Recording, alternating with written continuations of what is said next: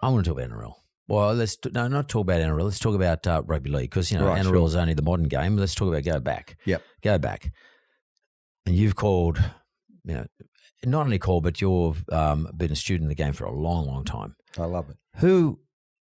There's only three positions I want to know about. Who's the greatest front rower that you've ever seen? And including that, I'll put a hooker in there, like in the front row. And we can go back to the St. George period because you were around as I was. Let's go back to when I started watching rugby, not calling it 87 because that narrows it down. I think Arthur Beetson's the best front rower I've ever seen, but I would put Bob O'Reilly a short half head behind him.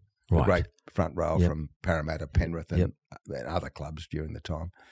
I think O'Reilly was a ball distributing front rower in the guise of Arthur Beetson. And they were great mates, of course, because they played together at Parramatta during the premiership years of Jack Gibson. But Arthur's the best prop I've ever seen. Why do you say that? Well, he was just this big bloke who was probably lacking in match fitness most of the time. They used to call him half a game Artie or, whatever they call him. Yeah, but he could do things other people couldn't do. He could distribute the ball. And I also liked him as a person when I got to know him much later in his retirement years. He was a really nice bloke, a good fella. The great thing about Arthur that I remember is he could spread his legs out and he had a big butt on him and he could just stand there. He's a big dude. He could stand there. They couldn't move his centre of gravity. Yeah. Then he's got the ball there and just put it wherever he wanted to. The best Arthur Beetson story I've been told was he used to love playing golf with Jack Gibson. Jack was a very good golfer. He went with Jack to Parramatta, did he? Yeah, he was there. Right. He was in the early 80s. Yeah, in the early 80s. That was when he clipped Michael Cronin on the chin in a State of Origin when they were teammates. In 82 or something. Yeah, and anyway, so they'd play together at the Lakes or Bonnie Doon or somewhere, and they used to play for a bit of money, and Jack beat him. So that's it. Arthur said, "That's it. I'm getting rid of these clubs. I've had a gut full of this. I can't beat you. I'm giving it away."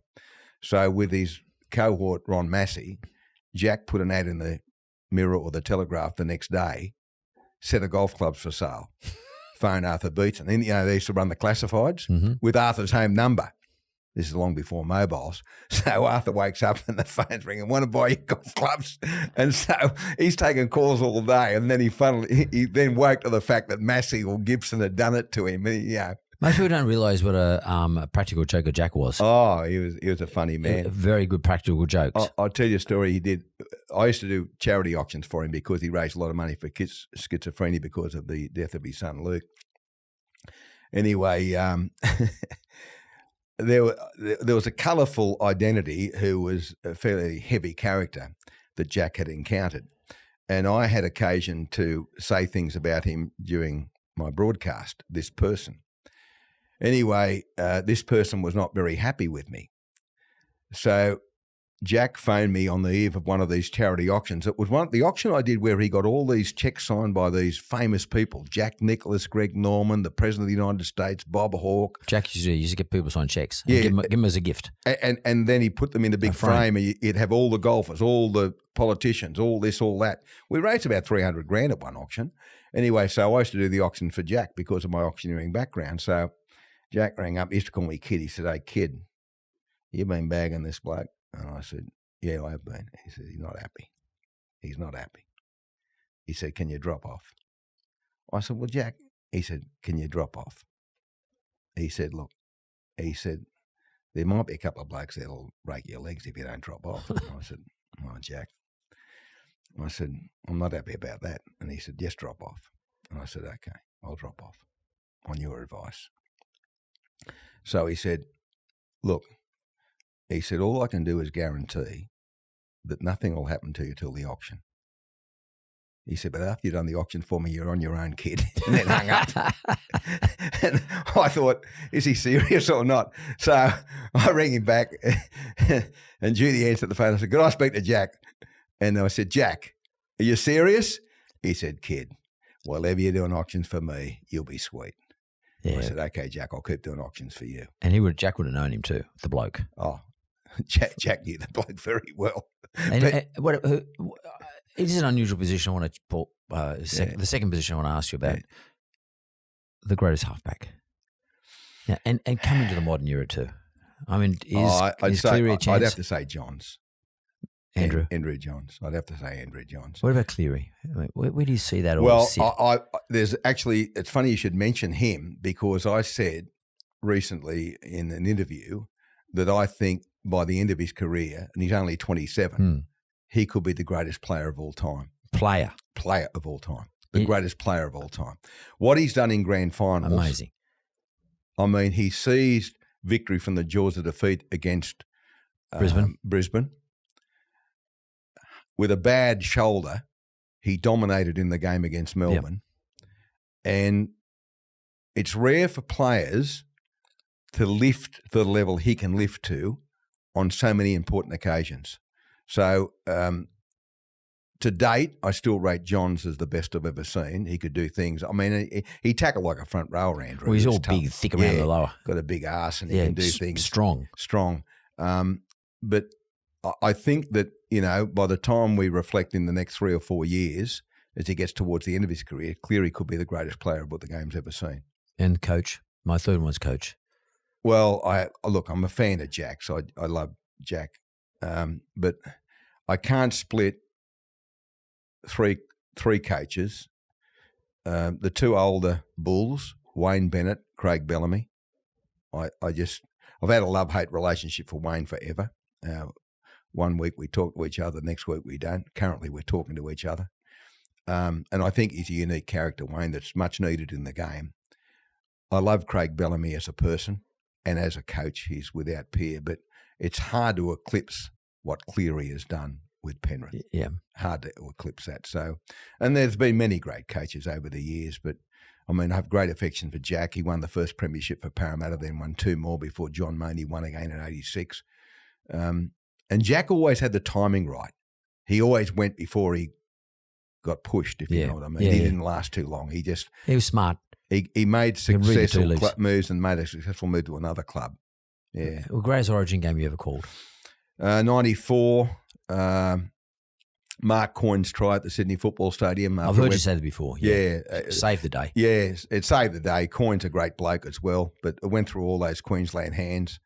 And, you know, just that one try is the best try I've ever called. And I'd say the fact that, you know, I was there calling that game makes it stand out in my memory. I've called 99 of them, so it's hard to, you know, differentiate from one to the other because there have been some great Origin games, but that one just keeps living in my memory at 1994 and Mark Coyne. I'd love to know from you, Origin's about clash, you know, a clash of titans.